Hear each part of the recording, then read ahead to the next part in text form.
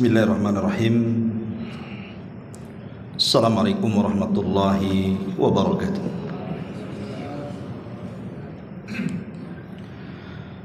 Bihamdillahi wassalatu wassalamu ala rasulillah wa ala alihi wa sahbihi wa mawalah wa la hawla wa la quwata illa billahi wa ba'd. Alhamdulillah, segala puja dan puji hanya milik Allah Jalla fi'ula. Salawat dan juga iringan salam tetap kita hadiahkan kepada Rasul kita Nabi besar Muhammad sallallahu alaihi wa ala alihi wasallam. Pembahasan di malam hari ini pembahasan yang sangat penting sekali, berkaitan dengan ibadah rutinitas kita, ibadah salat. Akan soal syarat-syaratnya, rukun-rukunnya, wajib-wajibnya atau sunnah-sunnahnya. Tapi kita akan membahas lebih kepada rahasia di balik bacaan-bacaan dalam salat. Kenapa sangat penting kita mengetahui bacaan salat dari awal, dari takbir sampai salam? Karena kalau kita memahami setiap bacaan yang kita baca, baik ketika berdiri, maka ini bisa menambah kekhusyuan salat kita. Betapa banyak orang-orang yang sudah puluhan tahun mereka salat. Mungkin usia mereka sudah 60, 70 tahun, tapi tidak paham apa yang dibaca. Seolah-olah salatnya itu hanya mengikuti orang saja,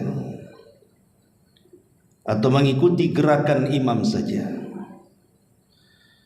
Tentu bagi seorang muslim harus paham kenapa dia salat, dan kenapa kemudian bacaan-bacaan dalam salat itu saja. Tentu ada makna dan rahasia di dalamnya. Inilah pembahasan di malam hari ini. Kita akan menyingkap setiap kalimat di dalam salat kita. Ma'asyiral muslimin wal muslimat rahimani wa rahimakumullah. Tentu pembahasan ini cukup panjang, saya minta sabar karena penting untuk kita bahas masalahnya. Kita tahu bahwa ibadah yang paling penting setelah dua kalimat syahadat adalah salat. Karena salat ini menentukan seluruh amal ibadah yang kita lakukan. Kalau salat kita baik, maka semua amal ibadah yang lainnya dianggap baik. Tapi kalau salat kita buruk dan jelek, maka seluruh amalan yang lainnya pun tidak dianggap oleh Allah Subhanahu wa ta'ala. Dari sinilah maka salat menjadi awal yang pertama kali dihisab sebelum amal yang lainnya, karena dia yang menentukan. Kata Nabi SAW, awal ma yuhasabu bihil abdu yawmal qiyamati salatuhu, fa in saluhat salatuhu saluha sairu amalihi, wa in fasadat salatuhu fasada sairu amalihi. Sesungguhnya awal yang pertama kali dihisab di hadapan Allah adalah salat seorang hamba. Kalau salatnya baik, maka semua amal dianggap baik. Kalau salatnya buruk, maka semua amal dianggap buruk. Artinya kalaupun seseorang rajin berpuasa, rajin zakat dan sedekah, bolak baca Al-Quran, rajin bersilaturahim, maka amalan-amalan ini tidak akan dianggap oleh Allah Subhanahu wa taala kalau dia meninggalkan salat. Karena salat itu yang menentukan semuanya. Makanya kenapa kemudian salat itu dianggap tiang agama? Karena keberadaan tiang itu mengokohkan sebuah bangunan. Masjid ini bangunannya kokoh, lantai 2 dan 3 itu karena ada tiangnya. Coba tiangnya dirobohkan, apa tidak roboh masjid ini? Begitulah salat adalah tiang daripada agama. Selama tiang itu tegak, maka agama tegak. Tapi kalau tiang itu roboh, maka Islam pun ikut roboh bersama tiangnya. Tidak memperpanjang muqaddimah, kita mulai daripada takbir. Karena salat itu kan diawali dengan takbir, kalimat Allahu Akbar. Itu yang disebut dengan takbiratul ihram.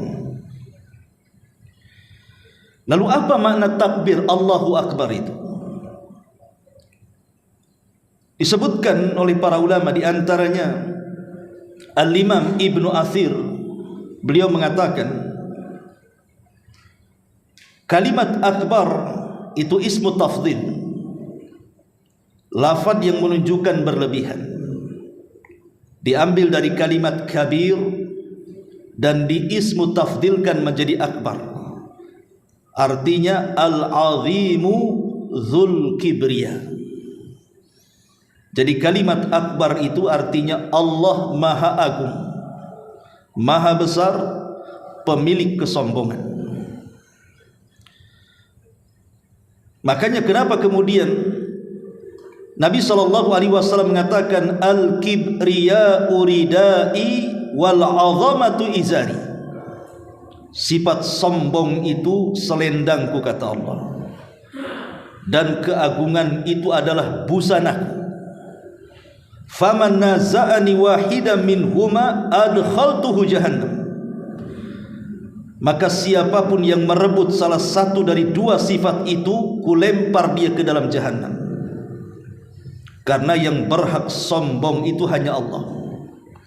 Tidak ada yang boleh sombong di antara makhluk-makhluknya. Makanya ada doa yang selalu dibaca Nabi SAW, Subhana dzil jabaruti wal malakuti wal kibriyai wal azama. Maha suci Allah yang mempunyai keperkasaan, mempunyai kerajaan penuh, serta kesombongan dan keagungan.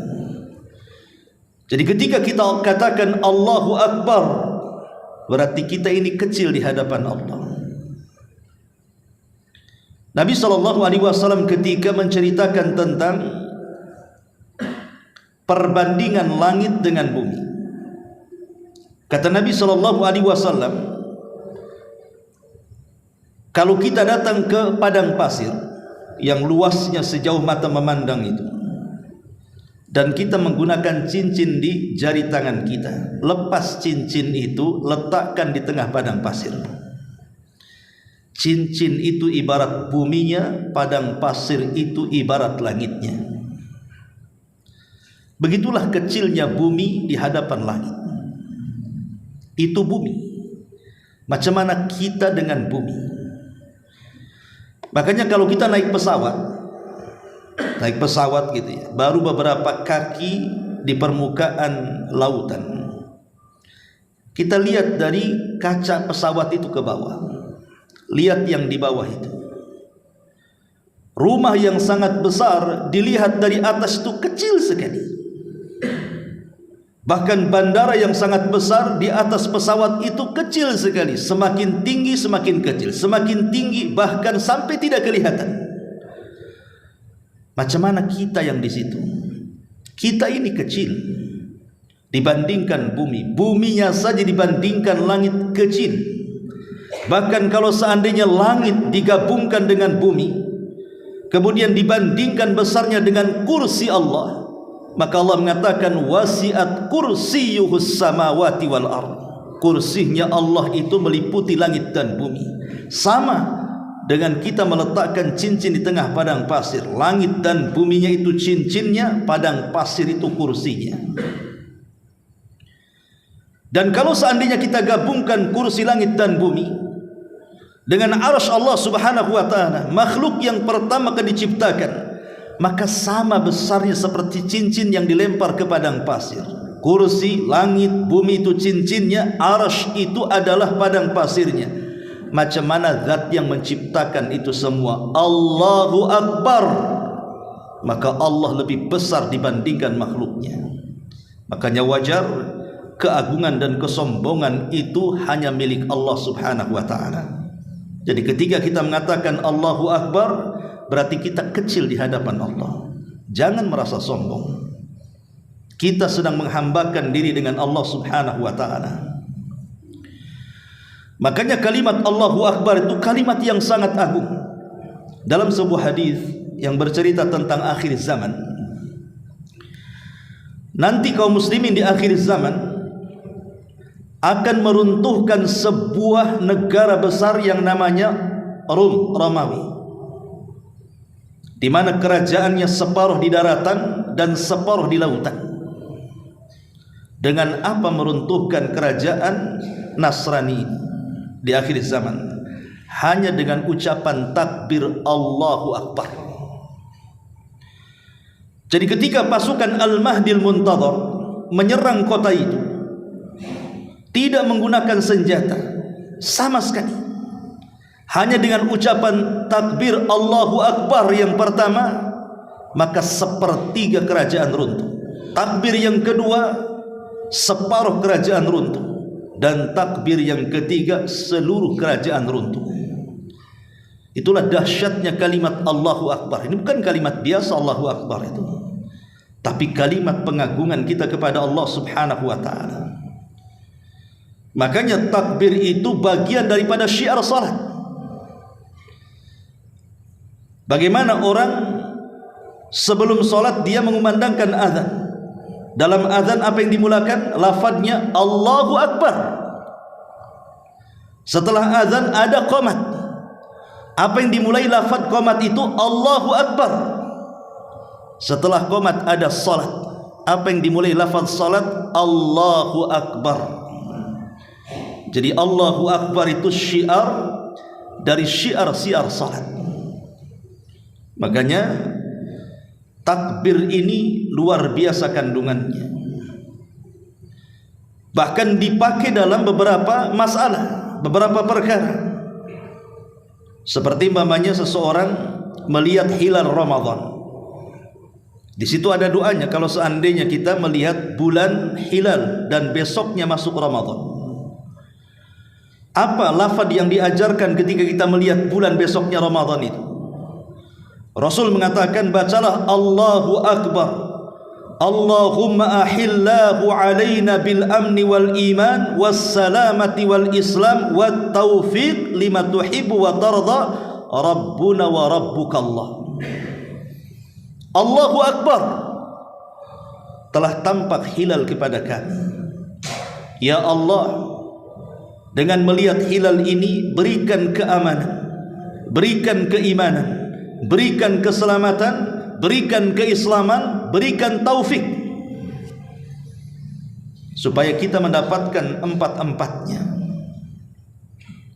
Bahkan ketika kita berada di 10 awal Dzulhijjah, dari tanggal 1 sampai tanggal 10, kita dianjurkan untuk banyak-banyak bertakbir. Sampai Ibnu Umar masuk ke pasar bertakbir sehingga menggema takbir satu pasar. Bahkan ketika hari Id, baik Idul Adha atau Idul Fitri, bergema takbir. Bahkan ketika perang, Nabi SAW memulakan dengan takbir Allahu Akbar, dan itu bisa menciutkan keberanian musuh. Jadi takbir ini bukan lafaz biasa, tapi lafaz yang luar biasa karena dalamnya sedang mengagungkan Allah Subhanahu wa taala. Saat menyembelih hewan kurban, kita disunahkan untuk membaca Allahu Akbar, Bismillahi Allahu Akbar, Allahumma hadza minka walaka, dan begitu seterusnya.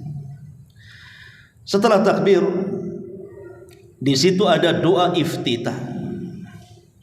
Doa iftitah, tentu lafaz doa iftitah Banyak sekali lafaz yang diajarkan Nabi SAW, macam-macam lafaz doa iftitah itu. Tapi ada doa iftitah yang disebutkan dalam sebuah riwayat keluarkan Imam Muslim, dijelaskan ketika para sahabat berkumpul di masjid. Idh qala rajulun minal qaum, tiba-tiba ada seorang sahabat yang sedang salat. Kemudian dia membaca iftitah, Allahu Akbar kabira walhamdulillahi katsira wa subhanallahi bukratan wa asila. Kemudian selepas salat orang ini, Rasul bertanya, manil qail, siapa yang mengucapkan kalimat itu dalam salatnya? Faqala rajulun minal qaum, berkata seseorang yang berdoa kalimat itu dalam doa iftitahnya itu, ana ya Rasulullah, aku wahai Rasul yang membacanya. Maka Rasul mengatakan, ajibtulaha, sungguh menakjubkan kalimat yang kau baca itu. Futihat laha abwabus sama, kalimat itu telah membuka seluruh pintu-pintu dalam lapisan langit. Ketika mendengar ucapan itu, sahabat Ibnu Umar yang berada di dekat Nabi SAW mengatakan, fama taraktuhunna mundu an sami'tu Rasulullah sallallahu alaihi wasallam dzalik, maka sejak itu aku pun tidak pernah meninggalkan lafaz itu sejak aku mendengar dari Nabi sallallahu alaihi wasallam. Jadi walaupun iftitah itu sunnah, tapi jangan ditinggalkan. Baru setelah doa iftitah masuk kepada doa atau membasuh kepada bacaan Fatihah. Dan ingat, bacaan Fatihah itu rukun. Dan saya nasihatkan, jangan tergesa-gesa membaca Fatihah. Kalau bisa kita belajar membaca Al-Fatihah dengan benar, karena bacaan Fatihah ini yang mempengaruhi seluruh solat kita. Kenapa Rasul sampai Allah mengatakan dalam Al-Quran, inna salata tanha anil fahsyai wal munkar, sesungguhnya salat itu bisa mencegah perbuatan keji dan kemungkaran. Kalau ada orang mengatakan, Ustaz, ada juga orang yang salat tapi masih berbuat keji, masih berzina, LGBT juga dia, atau masih melakukan kemungkaran, masih suka berdusta, menipu, riba dan yang semacamnya, padahal dia salat, Ustaz.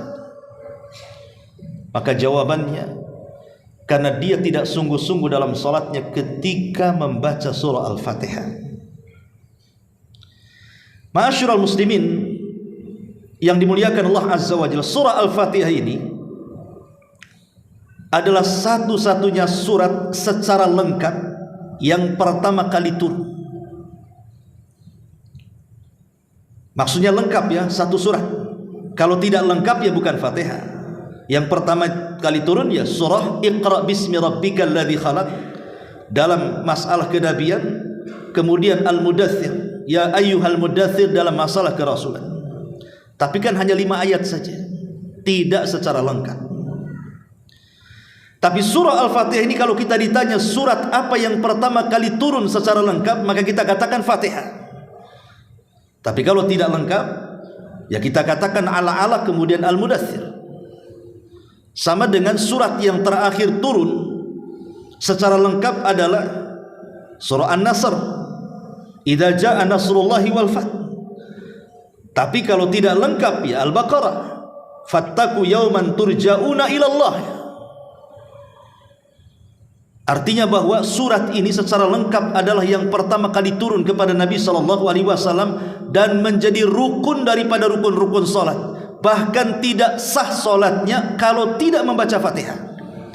Makanya Fatihah itu selalu dibaca setiap rakaat. Kalau surat kan sunnah saja, terkadang dibaca hanya rakaat pertama dan yang kedua kalau isya mungkin ya. Kemudian rakaat ketiga, yang keempat tidak perlu baca surat.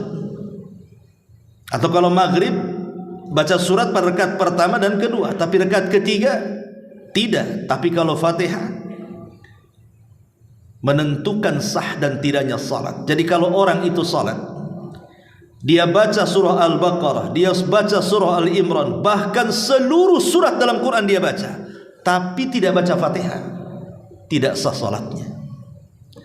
Tapi kalau orang sholat tidak ada satupun surat yang dibaca, hanya Fatihah saja. Pamanya sholat isya tadi, antum sholat pamanya rakaat pertama Fatihah, rakaat kedua Fatihah, rakaat ketiga Fatihah, rakaat keempat Fatihah. Tidak ada surat yang dibaca, sah sholatnya, sah. Karena bacaan Quran itu sunnah hukumnya, tapi Fatihah itu rukun.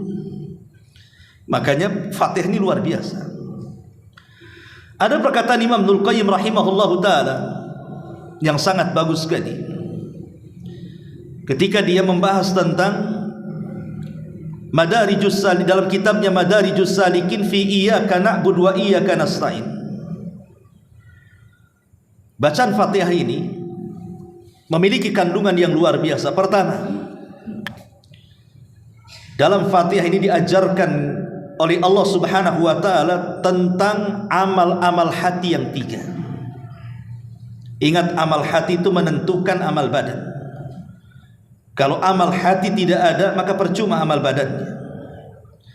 Dan rukun amal hati itu ada 3. Pertama, perasaan cinta. Yang kedua, perasaan takut. Dan yang ketiga, perasaan harap. Perasaan cinta disebutkan di dalam Al-Quran. Allah mengatakan, Qul in kuntum tuhibbunallaha fattabi'uni yuhibbukumullah. Katakanlah, jika kamu benar-benar mencintai Allah, ikutilah aku. Niscaya Allah akan mencintai kamu dan mengampuni dosa-dosamu.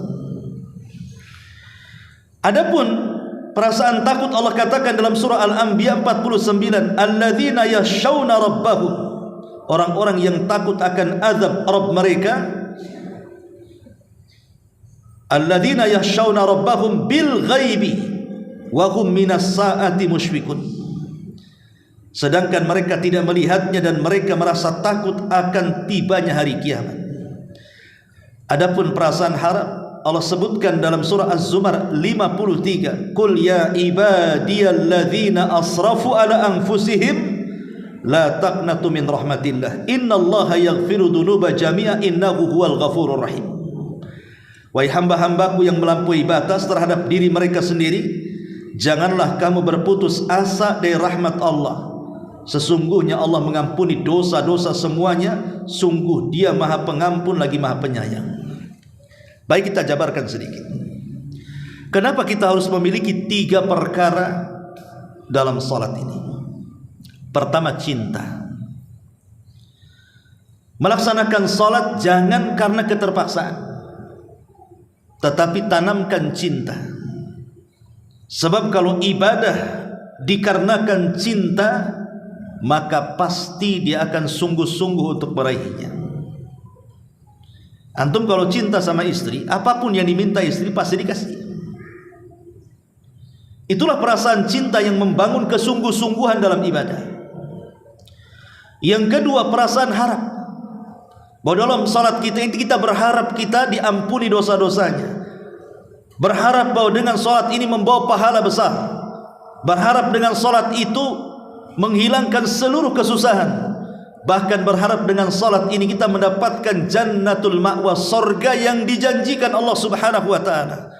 Sehingga ketika ibadah ada harapan, maka betul-betul kita akan mendapatkan kehusyuan. Sama seandainya analoginya seperti ini. Bekerja sama saya akan kasih gaji 1 hari 1 juta. Pasti Anda akan bekerja sungguh-sungguh dengan khusyuk, tanpa ada CCTV pun pasti bekerja. Karena harapannya setelah bekerja mendapatkan uang 1 juta setiap hari, kali sebulan 30 juta. Begitulah kalau ada harapan dalam ibadah itu sorga, maka kita akan sungguh-sungguh meraihnya. Kemudian yang ketiga, al-khauf, perasaan takut. Takut kalau solatnya ditolak, takut kalau solatnya tidak diterima, takut kalau solatnya ini menjadikan diazab oleh Allah Subhanahu wa ta'ala. Karena Allah mengatakan fawailul lil musallin, celaka bagi orang yang salat. Orang salat saja dianggap celaka. Ya, karena alladzina hum an salatihim sahun, karena dalam salatnya lalai dan juga melakukan riya. Dari mana kita ambil perasaan cinta, harap dan juga takut itu? Dari bacaan Al-Fatihah ayat pertama, 2 dan 3. Memang menjadi perselisihan ulama apakah Bismillahirrahmanirrahim itu bagian dari Al-Fatihah atau tidak. Imam Syafi'i mengatakan bagian daripada Al-Fatihah, tapi ulama yang lainnya tidak. Al-Fatihah itu bagian dari Bismillahirrahmanirrahim itu bagian daripada surah An-Naml dan disunahkan dibaca setiap membaca Quran, tapi dia bukan bagian dari Al-Fatihah, karena Al-Fatihah dimulai dari kalimat Alhamdulillahirabbil alamin. Kalimat Alhamdulillahirabbil alamin, alhamdu itu artinya pujian. Alhamdu, aku memuji. Siapa yang dipuji? Allah. Bahwa pujian itu hanya milik Allah subhanahu wa ta'ala. Dan kalimat alhamdulillah, kalimat pujian itu tidak mungkin kita memuji kecuali karena cinta. Orang kalau sudah cinta pasti memuji, tapi orang kalau benci pasti mencela. Ketika kita kemudian mengucapkan alhamdulillahi rabbil alamin, itu tanda cinta kita kepada Allah subhanahu wa ta'ala dengan cara memujinya, karena orang cinta harus memuji. Tanda benci dia mencela. Makanya lihat kalau ada orang yang melakukan kesalahan dan orang yang melakukan kesalahan itu kita sangat mencintainya, tetap saja kita tutupi kesalahannya, karena pujian itu menganggap semuanya indah di hadapannya. Dan kalimat alhamdulillah ini kalimat ajaib, dibaca semua manusia, dibaca semua makhluk, dibaca penduduk dunia, penduduk sorga. Coba kita lihat, kalau ada orang sehat kita katakan bagaimana kondisimu, maka dia mengatakan alhamdulillah saya sehat. Kita datang kepada orang sakit, macam mana kondisimu, orang sakit mengatakan alhamdulillah sudah mulai sembuh. Kita katakan kepada orang miskin, bagaimana kondisimu? Alhamdulillah masih bisa makan. Kita katakan kepada orang kaya, macam mana kondisimu? Alhamdulillah bisnis lancar. Alhamdulillah diucapkan orang sakit, orang sehat, orang miskin, orang kaya. Bahkan penduduk sorga juga mengatakan alhamdulillahilladzi hadana lihadza wa ma kunna linahtadiya laula an hadanallah. Bahkan semua makhluk mengucapkan kalimat itu. Wa im min kulli syai'in illa yusabbihuna bihamdi walakin la tafqahuna tasbihahum. Tidaklah segala sesuatu yang diciptakan Allah, baik gunungnya, baik langitnya, baik buminya, baik lautannya, baik tumbuh-tumbuhannya, baik binatang-binatangnya, bebatuannya, yang padat dan yang cairnya, semua mereka bertasbih. Bagaimana cara tasbihnya? Bihamdi, mengucapkan alhamdulillah. Kalau Allah takdirkan kita mendengar suara pohon pisang bertasbih kepada Allah, maka kita akan mendengar pohon pisang mengatakan alhamdulillah. Kalau seandainya tiang-tiang masjid diperdengarkan bagaimana tasbihnya dia kepada Allah, maka kita akan mendengar tiang itu mengucapkan alhamdulillah. Dan begitu seterusnya. Kalimat alhamdu adalah pujian dan tidak mungkin terucap kecuali karena kecintaan. Kemudian Allah mengatakan Ar-Rahman Ar-Rahim. Ar-Rahman Ar-Rahim ini sifatnya cuma satu dari kalimat rahmat. Cuman bedanya kalau Ar-Rahman mencakup mukmin dan kafir, kalau Rahim itu khusus bagi orang-orang yang beriman.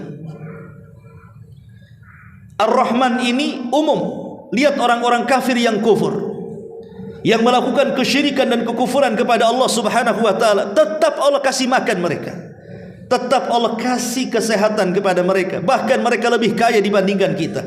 Itu rahmannya Allah kepada mereka. Tapi hanya setakat dunia, mereka tidak akan mendapatkan sampai ke akhirat rahmat Allah. Tapi kalau rahim, maka itu sampai ke akhirat dan tidak diberikan kecuali orang-orang yang beriman. Lah rahmat Allah subhanahu wa ta'ala itu kata lain daripada roja, harapan, di mana kita mengharap kepada Allah subhanahu wa ta'ala. Banyak orang yang melakukan dosa, bahkan terkadang ada orang melakukan dosa dari lahir sampai dia mendekati ajalnya. Sebelum ajalnya bertobat kepada Allah subhanahu wa ta'ala, Allah ampuni, Allah ampuni. Sebagaimana di zaman Nabi SAW ada seorang kakek usianya 100 tahun datang kepada Rasul. Rasul, ya Muhammad, inni fa'altu dzamban 'azima law wuzi'at ala ahli al-ardi la ahlakathum. Rasul, aku sudah banyak melakukan dosa. Kalau ku bagi-bagikan dosa kepada sebuah penduduk negeri, hancur mereka dengan dosaku. Halli fi dinika minat taubah. Apakah dalam agamamu ada tobat orang seperti aku, di mana semua dosa sudah pernah kulakukan? Ya, 100 tahun melakukan berbuat dosa macam-macam. Kata Nabi SAW, ya, ucapkan kalimat syahadataini, asyhadu an la ilaha illallah wa anni rasulullah. Katakan ucapan tidak ada sembahan yang berhak disembah kecuali Allah dan aku adalah utusan Allah. Maka dia pun mengucapkan 2 kalimat syahadat, dan Rasul bertakbir, Allahu akbar, qad baddalakallahu sayyi'at al-hasanat. Allahu akbar, Allah telah mengganti seluruh keburukanmu dengan kebaikan. Karena Islam menghapus dosa sebelum Islam. Itu namanya harapan. Kita masih ada harapan ampunan dari Allah Subhanahu wa taala, karena Allah tersifati dengan sifat rahmat, kasih sayang, di mana kasih sayang Allah itu lebih mendahulukan dibandingkan kemurkaannya. Makanya kenapa pintu sorga 8, kenapa pintu neraka itu 7? Kenapa dilebihkan 1 pintu sorga? Untuk menunjukkan kasih sayang Allah itu lebih luas dibandingkan murkanya. Makanya rahmat Allah luas. Jangan sampai kita putus asa dengan rahmat Allah. Disitulah muncul harapan, raja. Kemudian yang ketiga, maliki yaumiddin. Dari kalimat ini timbul perasaan takut. Kalimat maliki yaumiddin ini diucapkan kapan? Ketika Allah Subhanahu wa taala menghancurkan alam semesta sehancur-hancurnya. Selama 40, entah 40 tahun, entah 40 bulan, entah 40 hari, wallahu a'lam. Karena Abu Hurairah hanya mengatakan di angka 40 antara tiupan trompet sangkakala Israfil yang pertama ke tiupan sangkakala Israfil yang kedua. Disitulah Allah hancurkan alam semesta. Ketika Allah hancurkan semua alam semesta, tidak ada orang yang hidup, semua mati. Kullu man 'alaiha fan. Semua yang ada binasa, mau manusianya, mau jinnya, mau malaikatnya. Tidak ada yang hidup kecuali Allah Subhanahu wa taala. Disitulah Allah Subhanahu wa taala mengatakan, ainal mutakabbirun, ainal jabbarun. Di mana orang-orang yang sombong itu? Di mana orang-orang yang congkak itu? Tidak ada yang menjawab, karena tidak ada makhluk yang hidup. Maka Allah Subhanahu wa taala jawab sendiri dengan mengatakan, lillahil mulku, milik Allah lah kekuasaan. Anal malik, sayalah raja, kata Allah, sayalah raja. Lillahil wahidil qahar, kekuasaan ini milik zat yang satu, itulah saya.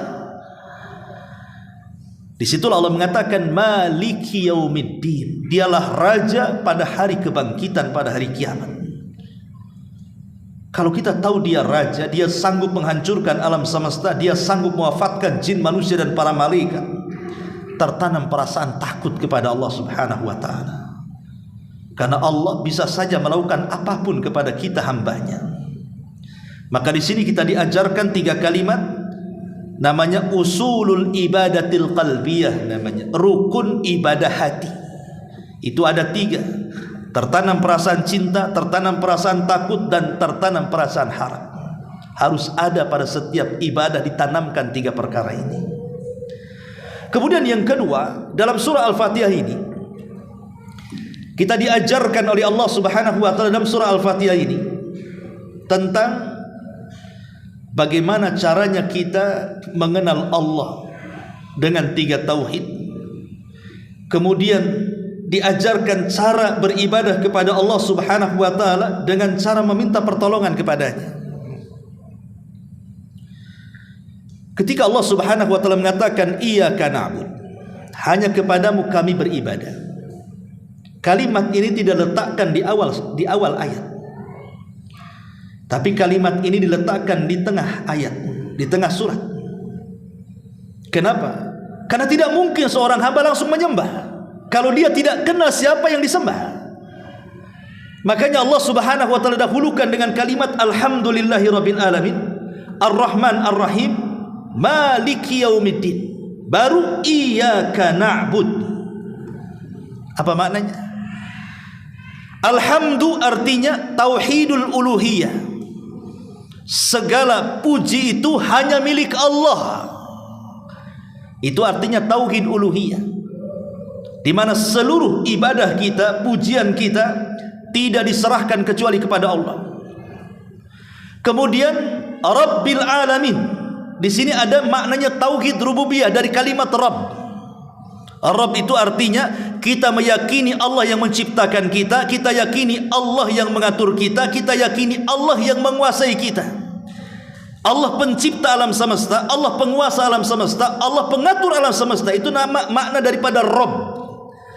Rabbul Alamin, Rabb semesta alam. Berarti alam ini yang menciptakan Allah, alam ini yang mengatur Allah, alam ini yang menguasai Allah. Disitulah bentuk rububiyahnya. Setelah menyebutkan uluhiyah, kemudian beralih kepada rububiyah. Setelah menyebutkan rububiyah, beralih kepada asma dan sifatnya, nama-nama Allah dan sifatnya. Ar-Rahman, Ar-Rahim, itu nama dan sifat Allah. Namanya Ar-Rahman, Ar-Rahim, sifatnya rahmah. Begitu juga Maliki Yaumiddin. Kalau kita sudah mengenal tiga tauhid ini, uluhiyah, rububiyah dan asma dan sifat, berarti kita telah mengenal Allah. Setelah kita mengenal Allah, iyyaka na'bud, mulai kita beribadah kepada Allah Azza wa Jalla. Mungkinkah kita bisa beribadah kepada Allah Subhanahu wa ta'ala tanpa pertolongan Allah? Mustahil. Makanya ayat setelahnya Allah mengatakan wa iyyaka nasta'in, hanya kepadamu kami meminta pertolongan. Karena tidak mungkin kita beribadah tanpa pertolongan Allah. Makanya ada istilah para ulama, lan yuta'a illa bi'idni wa lan yu'sa illa bi'ilmi. Allah tidak mungkin ditaati kecuali dengan izinnya, dan Allah tidak mungkin dimaksiati kecuali dengan pengetahuannya. Ketika kita bangun dari tidur, apa doa yang diajarkan Nabi SAW? Alhamdulillahilladzi afani fi jasadi wa rudda alayya ruhi wa adhina li bi dzikri. Itu salah satu doa yang diajarkan Nabi setelah bangun tidur. Ada juga ya, alhamdulillahilladzi ahyana ba'da ma amatana wa ilaihi nusyur. Itu yang masyhur. Tapi ada juga doa bangun tidur ini yang paling utama dibandingkan lafaz alhamdulillahilladzi ahyana ba'da ma amatana wa ilaihi nusyur. Apa itu? Alhamdulillahilladzi afani fi jasadi. Alhamdulillah ya Rabb, habis bangun tidur, Engkau sudah memberikan kesehatan kepada jasadku. Aku masih diberikan hidup, masih diberikan kesehatan. Wa rudda alayya ruhi, dan Engkau kembalikan ruhnya yang Kau terbangkan ketika tidur, Kau masukkan lagi ke dalam jasadku. Aku dihidupkan kembali. Betapa banyak orang yang tidur tidak bangun lagi karena ruhnya tidak dikembalikan. Kita bersyukur ruhnya masih dikembalikan dan kita masih hidup dan bisa bangun dari tidur. Kemudian wa adzina li bi dzikri, dan telah mengizinkan aku untuk terus mengingat namamu. Semua karena izin. Ada orang yang duduk di masjid, mushaf di depan, dia talasa. Yang duduk ini bisa baca, bisa tulis, bisa membaca Quran. Kenapa dia duduk bengong? Kenapa dia tidak mengambil Quran kemudian baca Quran? Karena dia belum diizinkan Allah. Kalau diizinkan Allah, pasti dia ambil Quran, dia baca. Kenapa banyak orang yang mendengar suara azan, bahkan hayya 'alas shalah dipanggil-panggil, yuk kita salat. Lebih daripada itu hayya 'alal falah dipanggil supaya menang, enggak mau menang juga. Enggak mau juga ke masjid karena belum diizinkan Allah. Kalau diizinkan Allah, pasti dia langkahkan kakinya ke masjid. Betapa banyak orang yang melihat orang-orang yang fakir, yang susah, butuh uluran tangan, tidak juga dibantu sama kita. Ya, karena belum diizinkan Allah. Kalau izinkan, pasti bantu. Lan yuta'a illa bi'idni. Allah tidak ditaati kecuali karena izin Allah itu sendiri. Makanya dari sini ibadah tidak mungkin dilakukan kecuali wa iyyaka nasta'in, kecuali kita minta pertolongan kepada Allah. Kalau bukan pertolongan Allah, tidak mungkin Anda hadir di majelis muhajirin di sini. Pasti Anda akan di rumah. Mungkin habis ngaji, habis sholat tadi pergi, tapi Allah tolong untuk duduk di pengajian. Alhamdulillah, Allah masih tolong kita masih hadir duduk di pengajian, masih bisa sholat isya. Makanya dalam surah Fatihah diajarkan kepada kita apa? Bagaimana cara mengenal Rabbnya, kemudian beribadah kepadanya, dan minta kepada Allah pertolongan agar kita bisa beribadah kepada Allah Subhanahu wa ta'ala. Ini yang kedua. Yang ketiga, dalam surah Al-Fatihah kita diajarkan tentang meraih sebab hidayah. Hidayah ini mahal, harus kita cari, karena hidayah ini yang menuntun kita ke surga. Perhatikan di dalam surah Al-Fatihah, Alhamdulillahi Rabbil Alamin, Ar-Rahman Ar-Rahim, Maliki Yaumiddin, Iyyaka na'bud wa iyyaka nasta'in. Setelahnya, Ihdina, ya Allah berikan hidayah.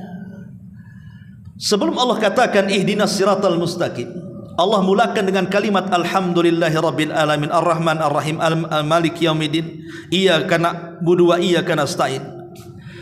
Dalam sebuah hadis yang dikeluarkan Imam Muslim, Nabi SAW mengatakan, qasamtus salata baini wa baina abdi nisfaini wa li abdi masal.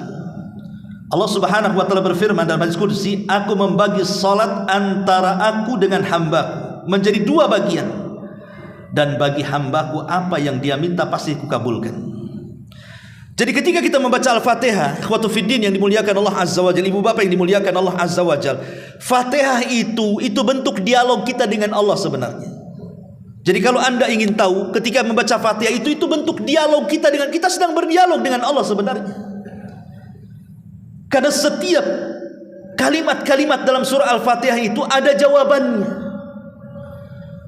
Makanya kenapa kemudian solat itu disebut munajat, bermunajat dengan Allah, berdialog dengan Allah, berjumpa dengan Allah. Alladzina yadhunnuna annahum mulaqu rabbihim. Ketika Allah mengatakan solat itu berat bagi orang-orang kecuali orang yang khusyuk. Siapa orang yang khusyuk? Orang-orang yang yakin ketika dia berjumpa dengan Allah. Dalam Quran seperti itu kan, alladzina yadhunnuna annahum mulaqu rabbihim. Orang yang yakin dia sedang bermunajat dengan Allah. Itulah perjumpaan kita di dunia dengan Allah itu dalam solat. Disitulah terjadi dialog kita dengan Allah. Kata Nabi SAW, idza qala al-abdu, kalau seorang hamba membaca Alhamdulillahi Rabbil Alamin, segala puji hanya milik Allah, maka Allah akan jawab, Hamidani abdi, hambaku telah memujiku. Kemudian kita membaca lagi Ar-Rahman Ar-Rahim, yang maha pengasih lagi maha penyayang. Apa jawaban Allah? Asna alayya abdi, hambaku sedang menyanjung-nyanjung aku. Apabila kita membaca Maliki Yaumiddin, penguasa hari pembalasan, maka Allah Subhanahu wa ta'ala akan menjawab, Majjadani abdi, hambaku sedang membesarkan dan mengagungkan diriku.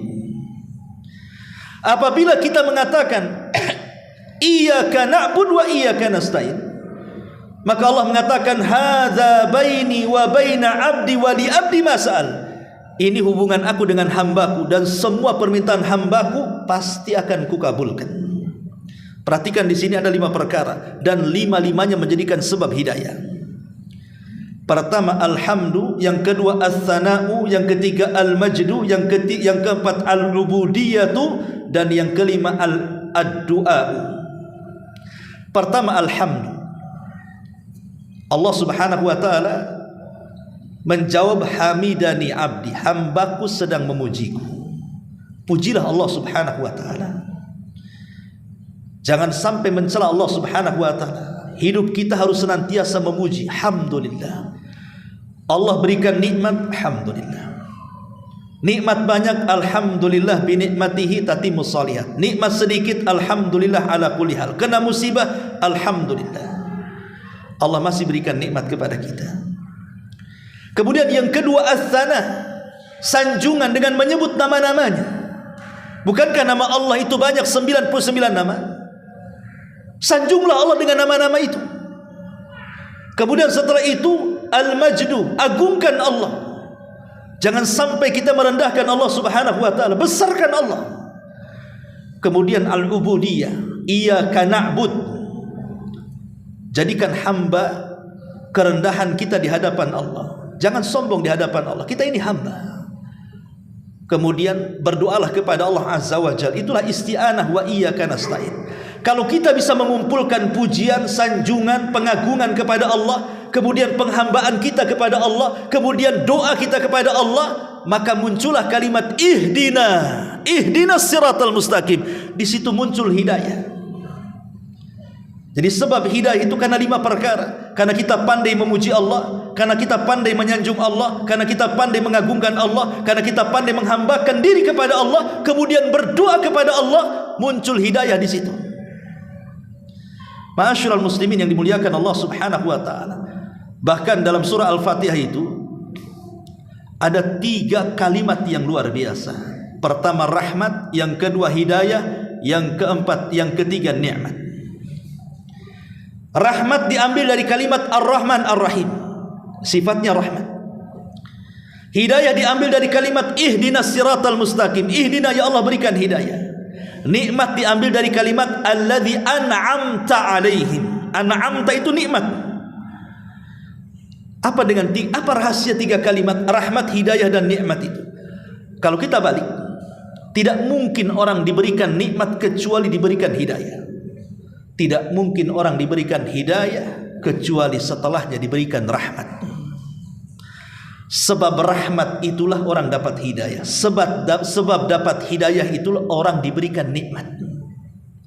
Jadi Al-Fatihah itu sebab mendatangkan nikmat. Karena ada rahmat, setelah itu ada hidayah, baru ada nikmat. Dan itulah Islam. Islam itulah semuanya. Ketika Allah mengatakan al-yauma akmaltu lakum dinakum wa atmamtu alaikum ni'mati wa raditu lakumul islam madina. Pada hari ini kusempurnakan. Akmaltu, kesempurnakan. Apa agama? Islam. Kemudian ku sempurnakan lagi nikmatku untuk kalian. Maksudnya nikmat Islam. Wa raditu lakumul islam madina, dan aku ridho Islam sebagai agama kalian. Di sini ada al-kamal, at-tamam, ar-ridha. Ada penyempurnaan Islam, ada penyempurnaan nikmat, dan ada redha kepada kita tentang Islam. Allah sempurnakan Islam, Allah jadikan nikmat Islam untuk kita, dan Allah redhoi Islam sebagai agama kita. Bicara tentang rahmat, hidayah dan nikmat dalam surah Al-Fatihah, Allah mengatakan rahmat, inna arsalnaka illa rahmatan lil alamin. Tidaklah kami utus wahai Muhammad untuk menyebarkan Islam kecuali engkau jadi rahmat di tengah-tengah manusia. Hidayah, Allah mengatakan faman yurid an yahdiyahu yasrah sadrahu lil Islam. Barang siapa yang dikehendaki Allah mendapatkan hidayah, Allah bukakan dadanya menerima Islam. Adapun nikmat, itulah Islam itu sendiri. Ma'asyiral muslimin yang dimuliakan Allah Subhanahu wa taala. Intinya bahwa surah Al-Fatihah ini surah ajaib kalau kita perhatikan, kalau kita resapi, karena di dalamnya isinya doa yang porosnya di kalimat ihdinas siratal mustaqim. Ya Allah berikan hidayah. Jadi kalau kita mendapatkan hidayah dalam solat kita, tidak mungkin setelah solat dia melakukan maksiat. Mustahil. Orang sudah dapat hidayah, tetapi ketika kemudian dalam solatnya dia belum mendapatkan hidayah, solatnya hanya semata-mata gerakan dan bacaan, tidak ada ruh di dalamnya. Itulah jawabannya. Kenapa orang solat kok masih zina? Kenapa orang solat masih dusta? Kenapa orang solat masih riba? Karena dia belum dapat hidayah dalam solatnya. Dia tidak sungguh-sungguh ketika mengatakan ihdinas siratal mustaqim. Ya Allah berikan hidayah. Makanya bacaan surah Al-Fatihah ini bukan bacaan biasa. Harus betul-betul memahami isi kandungannya supaya tidak tergesa-gesa. Makanya saya heran kalau ada orang bacaan Fatihah satu nafas, tarawih 30 rakaat 10 menit atau 5 menit, semana tuh baca Fatihahnya? Orang dolin, nggak paham dia isinya tuh, tahu dolin saja. Gimana akan dapat hidayah dia? Bacaan Fatihahnya nggak jelas. Pada setiap kalimat ada jawabannya. Ma'asyiral muslimin yang dimuliakan Allah Subhanahu wa taala. Itu kalau cerita Fatihah, kalau kita kembangkanlah panjang lebar. Ada 100 faedah dari surah Al-Fatihah diambil dari kitab Madarijus Salikin fi iyyaka na'budu wa iyyaka. Ini hanya sedikit saja. Kemudian masuk kepada bacaan ruku. Dalam bacaan ruku ada kalimat tasbih, subhana rabbiyal azim. Subhana rabbiyal azim. Apa makna subhana rabbiyal azim? Subhan itu artinya tasbih. Kita sedang membersihkan Allah Subhanahu wa taala dari seluruh hal-hal yang bisa mengurangi Allah Subhanahu wa taala. Kita bersihkan Allah dari hal-hal yang menyerupainya atau yang menyekutukannya atau sebagai tandingannya. Allah itu zat yang Maha Esa, tidak ada yang serupa dengan Dia, tidak ada sekutu dengan Dia, tidak ada tandingan bagi Dia. Dan kita bersihkan Allah dari seluruh cacat dan sifat-sifat yang tercela yang tidak layak bagi Allah Subhanahu wa taala.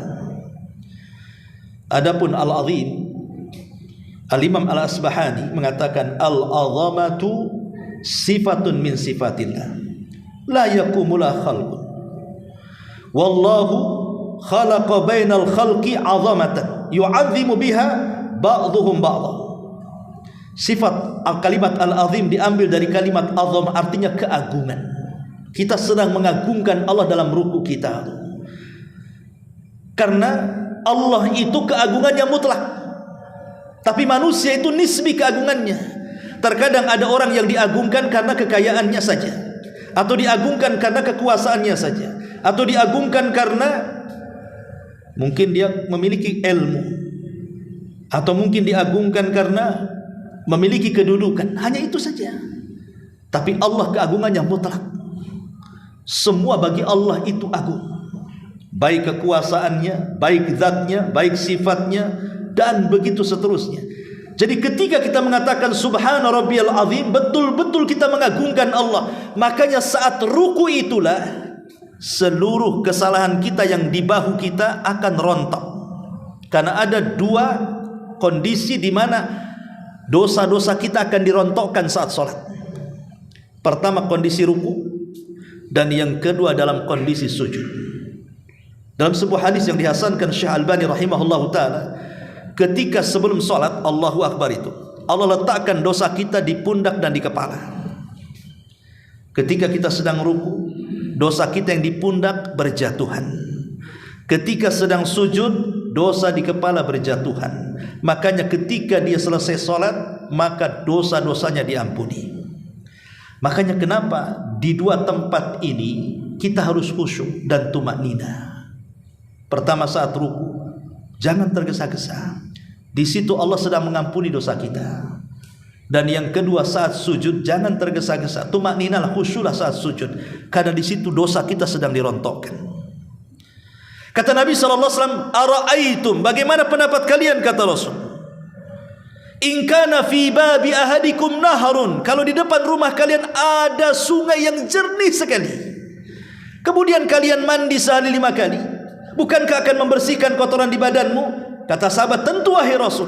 Begitulah salat. Apabila kita melaksanakan salat 5 waktu sehari, zuhur, asar, maghrib, isya dan subuh, maka itu bisa membersihkan dosa seperti kita mandi 5 kali, membersihkan kotoran, dan 5 kali solat membersihkan dosa kita. Kapan dibersihkan dosa saat solat? Dalam kondisi ruku dan sujud. Situlah dosa kita rontok di situ. Makanya ketika ruku dan sujud betul-betul sungguh-sungguh, jangan asal-asalan. Sampai Rasul kalau ruku tuh, kalau diletakkan bejana di sini, itu tidak akan tumpah. Makanya tangan kenapa diletakkan di lutut? Supaya rata ini, ya, bahu ini. Sebab kalau diletakkan di betis, maka dia akan doyong seperti ini. Kalau diletakkan di paha, maka akan terangkat seperti ini. Kalau di betis, baru dia begini, tumaknina. Pegang betis, jangan paha ataupun pegang lutut, jangan betisnya, atau jangan pahanya, karena itu yang bisa meratakan punggung kita. Begitu juga ketika sujud, jangan sampai kemudian sikut ini menempel di lambung. Itu sujudnya orang malas. Tapi jauhkan sikut ini dari lambung. Begini. Sampai kata Rasul, kalau ada anak kambing masuk, bisa masuk dari sini. Supaya kita tidak malas dalam sujud. Ma'asyiral muslimin yang dimuliakan Allah Subhanahu wa taala. Lah, kenapa kemudian setelah kita bangkit dari ruku ketika i'tidal itu, kenapa bacaannya sami Allahu liman hamidah? Sami Allahu liman hamidah. Sami Allah artinya Allah mendengar. hamidahu, yang memujinya. Kenapa kalimat sami'a diletakkan setelah ruku saat i'tidal? Sami Allahu liman hamidah. Tadi saya sudah katakan bahwa solat itu ketika kita berdiri ada bacaan Fatihah di situ. Dan isi bacaan Fatihah itu adalah pujian-pujian kepada Allah. Kemudian doa-doa kita kepada Allah Subhanahu wa taala. Jadi seolah-olah ketika kita mengatakan Sami Allahu liman hamidah, Allah Maha mendengar. Ketika kita mengatakan alhamdulillah, memuji Allah, Allah mendengar kita sedang memujinya. Ketika kita mengatakan Ar-Rahman Ar-Rahim, Allah mendengar ketika kita menyanjungnya. Ketika kita mengatakan Maliki Yaumiddin, kita sedang membesarkan Allah, Allah mendengarnya.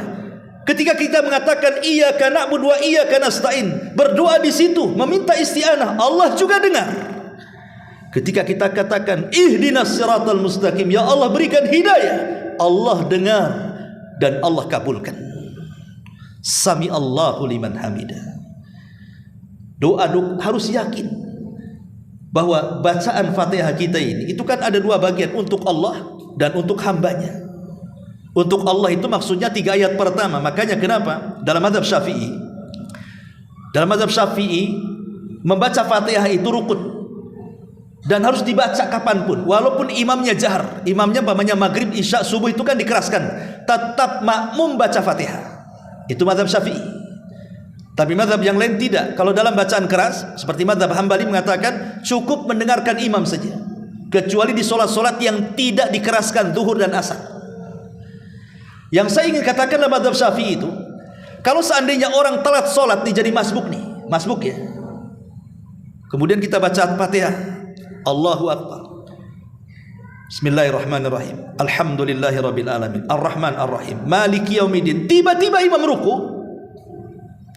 kemudian kita ruku, maka dianggap dapat 1 rakaat. Kenapa? Karena hak Allah sudah terpenuhi. Sebab Iyyaka na'budu wa iyyaka nasta'in, Ihdinas siratal mustaqim, siratal ladzina an'amta 'alaihim ghairil maghdubi 'alaihim waladdallin. Ini hak hamba. Hak Allah itu cuma 3 ayat pertama saja. Alhamdulillahirabbil alamin, Ar-Rahman Ar-Rahim, Maliki Yaumiddin. Sampai di sini hak Allah. Jadi kalau ada orang masbuk baru 3 ayat di sini, berarti sudah dapat 1 rakaat. Tapi kalau baru alhamdulillah kemudian ruku, dalam mazhab Syafi'i tidak mendapatkan 1 rakaat. Tapi kalau mazhab yang lain, yang penting dapat ruku, dapat 1 rakaat kan gitu ya. Itu masalah fikih lah, kita nggak usah bahas. Tapi yang jelas bahwa kenapa kalimat itu yang dipilih Sami Allahu liman hamidah? Ya, karena kita harus punya keyakinan saat kita mengucapkan kalimat Sami Allah mendengar, berarti ucapan bacaan Al-Fatihah tadi Allah dengar. Doa-doa kita Allah dengar. Permintaan hidayah kita Allah dengar. Dan kita berharap Allah mengabulkannya. Dan pasti Allah mengabulkannya kalau kita sungguh-sungguh memintanya. Sami Allahu liman hamidah, Rabbana walakal hamd. Kemudian sujud. Subhana rabbiyal a'la. Maha suci Allah yang maha tinggi zatnya karena dia berada di atas semua makhluknya. Maha tinggi kedudukannya sebab hanya kepunyaan dia segala sesuatu secara sempurna. Maha tinggi Allah atas kekuasaannya sebab dia maha kuasa atas segala makhluk-makhluknya. Subhana rabbiyal a'la. Inilah kesempatan manusia untuk meluapkan masalah-masalah hidupnya saat sujud. Tentu yang saya sarankan adalah ketika sholat sunnah. Sebab kalau sholat wajib kan tidak ada kesempatan. Rata-rata kalau imamnya agak cepat sujudnya, mungkin kita hanya bisa membaca bacaan yang wajib saja, Subhana rabbiyal a'la kan. Tapi kalau dalam sholat sunnah kan Anda bisa melama-lamakan sujudnya. Kita baca Subhana rabbiyal a'la 3 kali. Setelah itu berdoalah sesuka kita. Uraikan permasalahan hidup kita dalam sujud ini. Entah Anda sakit minta disembuhkan, entah Anda ekonominya minta dilancarkan, entah rumah tangganya berantakan minta diuraikan, dan begitu seterusnya. Adukan masalah kita saat sujud itu. Karena Rasul mengatakan kemuliaan salat seseorang itu di waktu sujud. Kenapa? Karena tanah itu tempat yang rendah, tempat diinjaknya oleh kaki kita. Tiba-tiba kepala yang terhormat dalam badan manusia, dalam badan manusia itu yang paling terhormat kepala. tempat yang paling terhormat, diletakkan di tempat yang paling hina yang dipijak manusia, untuk menunjukkan apa?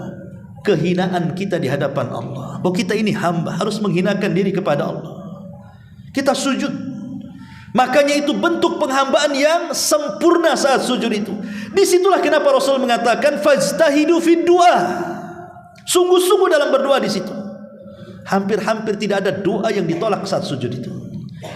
Maka kalau seandainya Anda ada masalah banyak sekali, cobalah ketika sholat sunnah, sujud yang lama, setelah membaca subhana rabbiyal a'la, adukan masalah Anda ini kepada Allah subhanahu wa ta'ala, terutama dalam sholat tahajud. Saya yakin dan percaya semua permasalahan bisa diuraikan dengan sholat. Bukankah Hudzaifah ibn Yaman yang mengatakan, kana nabiyyu sallallahu alaihi wasallam idza fazi'ahu amrun idza hazabahu amrun fazi'a ila shalah. Rasul itu kalau ada masalah besar dalam hidupnya, tidak bisa keluar dari masalah itu, maka Nabi sallallahu alaihi wasallam langsung salat. Dan salat itu yang menguraikan masalah. Kapan itu? Saat sujud tuh kita meminta kepada Allah azza wa jalla. Ya tentu dalam sholat sunnah ya. Kalau sholat wajib kan tergantung, kalau imamnya lama ya mungkinlah bisa ada kesempatan kan. Tapi kan kita harus mengikuti imam. Nggak bisa imamnya sudah bangkit dari sujud, kita sujud terus sampai selesai baru kemudian bangkit dari sujud. Ya dasar sholatnya. Ya. Intinya bahwa inilah kalimat dalam sholat. Kemudian ada tasyahud awal dan ada tasyahud akhir. Ada yang mengatakan sama bacaan tasyahud awal dan akhir, ada yang mengatakan tidak sama. Tasyahud awal itu sampai kepada syahadat saja, seperti yang difatwakan oleh Syekh Shalih Fauzan hafizahullah taala. Dia mengatakan tasyahud yang pertama itu sampai syahadat saja. At-tahiyatu lillahi was-salawatu wat-thayyibat. Assalamu alayka ayuhan nabi, assalamu alayna wa ala ibadi kasalihin. Kemudian asyhadu an la ilaha illallah wa asyhadu anna muhammadar rasulullah. Sampai di sini saja. Tapi Syekh Albani rahimahullah ta'ala mengatakan bacaan tasyahud awal dengan akhir sama saja. Tapi saya cenderung kepada pendapat Syekh Shalih Fauzan bahwa tasyahud pertama sampai syahadat saja, kemudian bangkit ke rakaat yang berikutnya. Lah tasyahud yang terakhir ini Nabi SAW mengajarkan kepada kita tentang at-tahiyat. At-tahiyatu lillah. Apa makna at-tahiyat itu? Ada yang mengatakan tahiyat itu artinya al-mulku, kekuasaan. Ketika kita at-tahiyatu lillah, kekuasaan ini hanya milik Allah. Ada yang mengatakan as-salam, keselamatan ini hanya milik Allah. Ada yang mengatakan al-azamah, keagungan. At-tahiyat keagungan semua milik Allah. Ada yang mengatakan al-baqa, kekekalan itu hanya milik Allah. Jadi mana tahiyat itu macam-macam. Jadi seolah-olah ketika kita mengatakan at-tahiyatu lillah, kita katakan semua kerajaan, semua keselamatan, semua keagungan, semua kekekalan hanya milik Allah. Was-salawat, dan salat-salat yang 5 waktu itu juga tidak boleh ditujukan kepada selain Allah, harus ditujukan kepada Allah. Qul innas salati wa nusuki wa mahyaya wa mamati lillahi rabbil alamin. Katakan salatku, penyembelihanku, bahkan hidupku dan matiku kuserahkan kepada Allah. Was-salawat wat-thayyibat.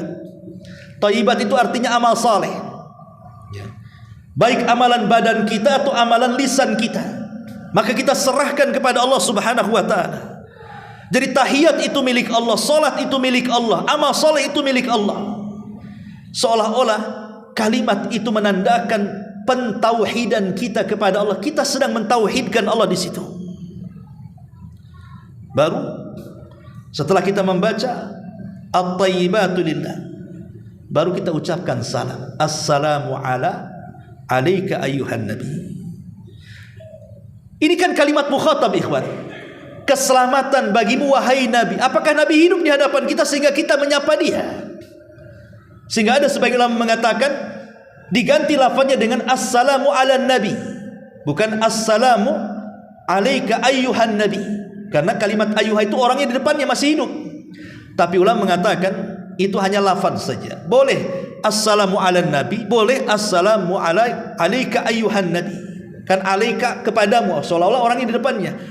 Boleh dibaca dua-duanya. Tapi apa sih maknanya? Kenapa kita disuruh mengatakan assalamu alayka ayyuhan nabi? Begini ikhwatu fiddin, dalam salat itu ada dua perkara. Kalau salat kita ingin diterima, lakukan dua perkara. Pertama, tanamkan keikhlasan. Yang kedua, mutaba'atul rasul. Tanamkan ittiba, mencontoh Nabi. Keikhlasan ditanamkan dalam salat saat berdiri. Iyyaka na'budu wa iyyaka nasta'in. Itu keikhlasan. Kemudian ittiba, disilah kalimat ittiba, assalamu alayka ayyuhan nabi. Seolah-olah kita katakan, kalau bukan engkau wahai nabi, tentu kami tidak salat, bahkan tidak beriman pun. Kalau bukan engkau wahai nabi, tentu kami tidak mungkin mampu beribadah kepada Allah Subhanahu wa taala.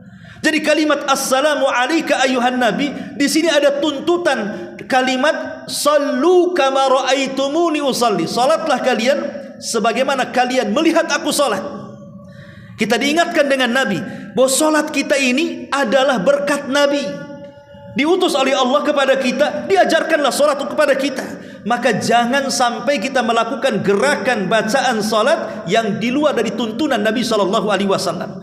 Karena kalau bukan karena Allah kemudian Nabi kita, tentu kita tidak mengenal solat. Kita mengenal solat itu karena Nabi kita.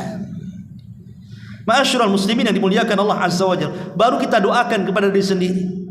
Assalamu alayka ayyuhan nabi wa ala ibadikas salihin. Kitalah hamba-hamba Allah yang saleh. Minta kepada Allah agar kita menjadi hamba yang saleh, supaya ketika selesai sholat kita tidak melakukan perbuatan keji dan kemungkaran. Baru setelah itu kita mengucapkan syahadat. Syahadat itulah persaksian kita yang menjadikan kita selamat dunia akhirat. Kalimatul la ilaha illallah, kalimat penyelamat. La ilaha illallah itu kalimat yang pertama diwajibkan untuk diucapkan oleh hamba, dan yang terakhir kalimat yang diwajibkan untuk hamba.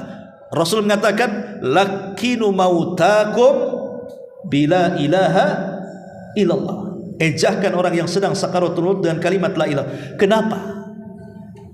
Ingat ikhwan, fitnah yang paling besar setelah fitnah rahim.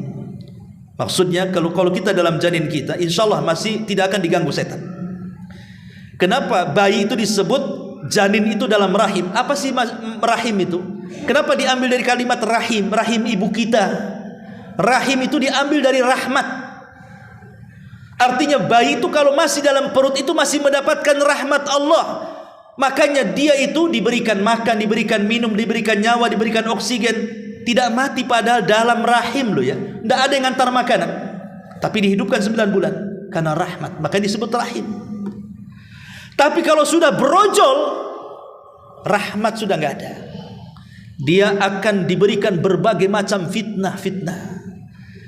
Makanya nanti setelah kita membaca syahadat, kita dituntut untuk, ini hukumnya sunnah, tidak wajib, berlindung dari 4 perkara kan. Allahumma inni a'udzubika min adzabi jahannam wa min adzabil qabri wa min fitnatil mahya wal mamat wa min fitnatis syarril masihid dajjal. Di sini ada kalimat dari fitnah kehidupan dan kematian. Itulah ketika orang brojol ke dunia, maka dia dihadapkan dengan 2 fitnah. Pertama fitnah kehidupan, dan yang kedua fitnah kematian. Fitnah kehidupan macam-macam. Kita akan diberikan sakit, sabar nggak dengan sakit kita? Kita akan diberikan kefakiran, sabar enggak dengan kefakiran kita? Kita akan diberikan dengan berbagai masalah. Mungkin manusia memfitnah kita, menggibah kita, membuli kita, merendahkan kita. Sabar enggak menghadapinya? Itulah fitnah kehidupan. Setiap manusia pasti diuji. Ahasiban nas an yutraku an yaqulu amanna wa hum la yuftanun. Apakah manusia mengira setelah mengatakan kami beriman mereka tidak diuji? Bahkan mereka akan diuji oleh Allah Subhanahu wa taala. Wa nabluukum bisyarri wal khairi fitnah. Tetap mereka akan diuji baik dengan nikmat atau dengan musibah, dua-duanya ujian bagi manusia. Tapi yang paling berat bukan ujian kehidupan, tapi ujian saat kematian. Itu paling berat. Kenapa?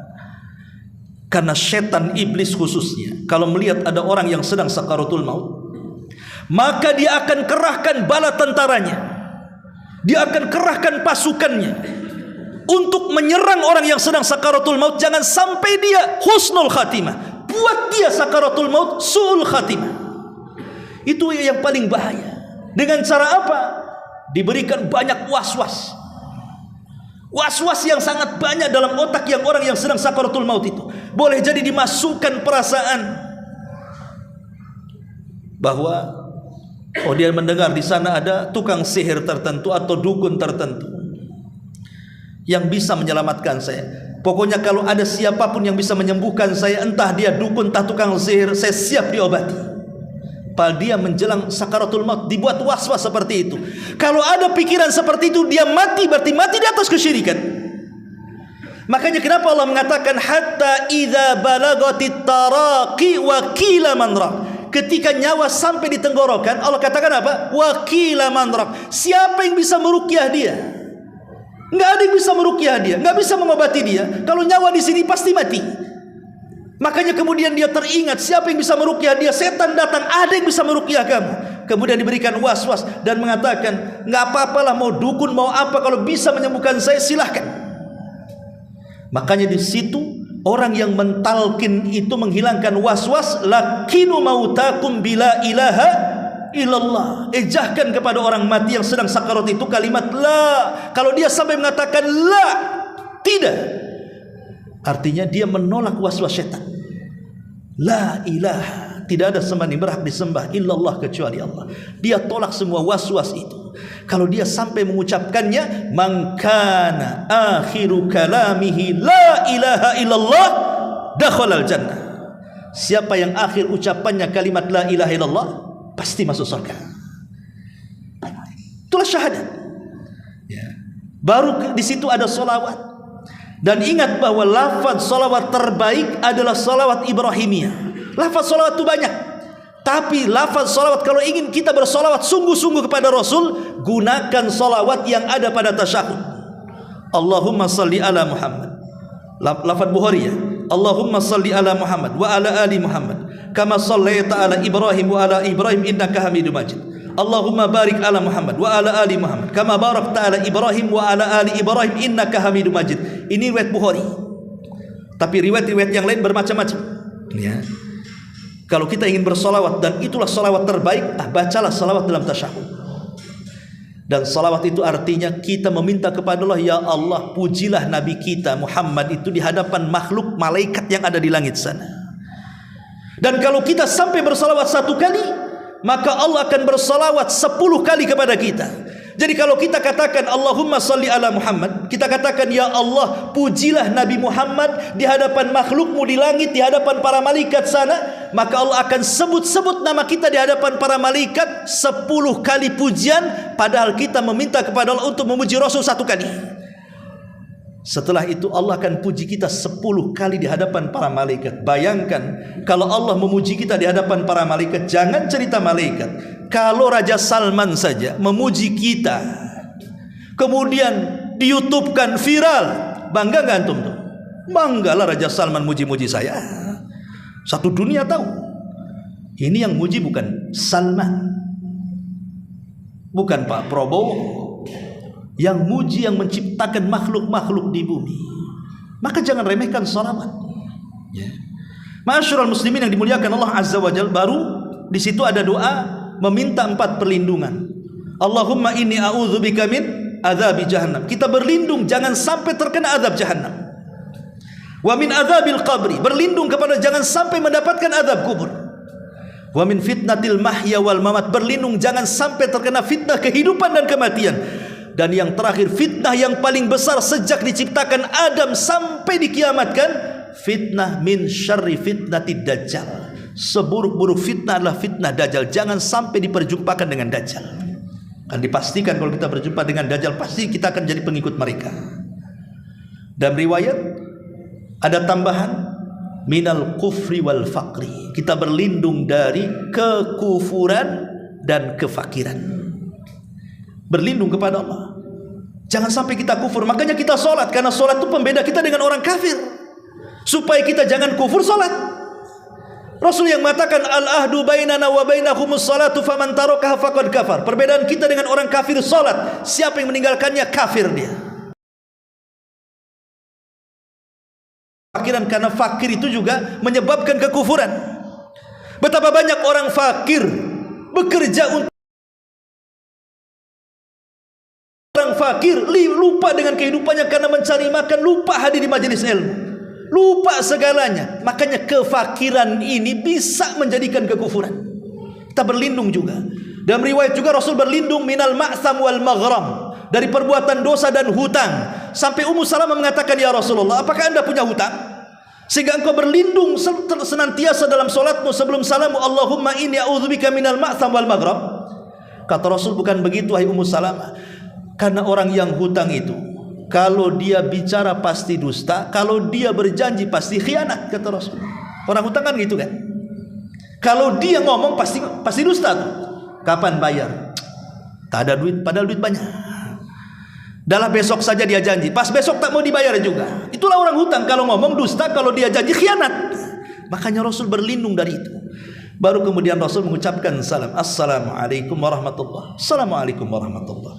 Dan ini hanya dipercepat saja karena waktu. Wallahu a'lam. Subhanakallah bihamdika, asyhadu an la ilaha illa anta astaghfiruka wa atubu ilaik. Allahu ta'ala alam. Assalamualaikum warahmatullahi wabarakatuh.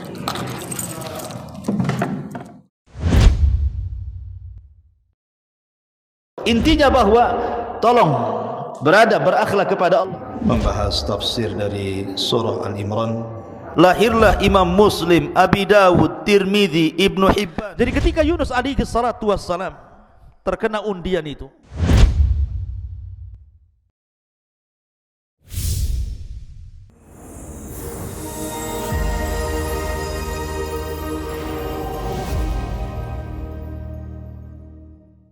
Nerosit memberikan perlindungan 24 jam dari keluhan asam lambung.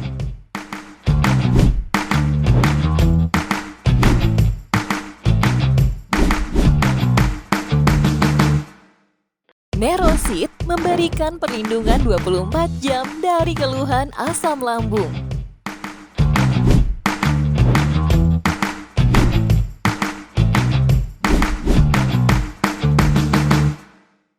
Nerosit memberikan perlindungan 24 jam dari keluhan asam lambung.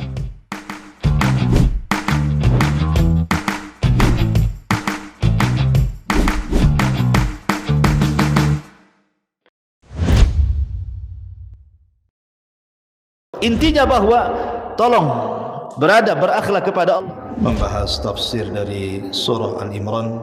Lahirlah Imam Muslim, Abi Dawud, Tirmidzi, Ibnu Hibban. Jadi ketika Yunus alaihi salatu wassalam terkena undian itu,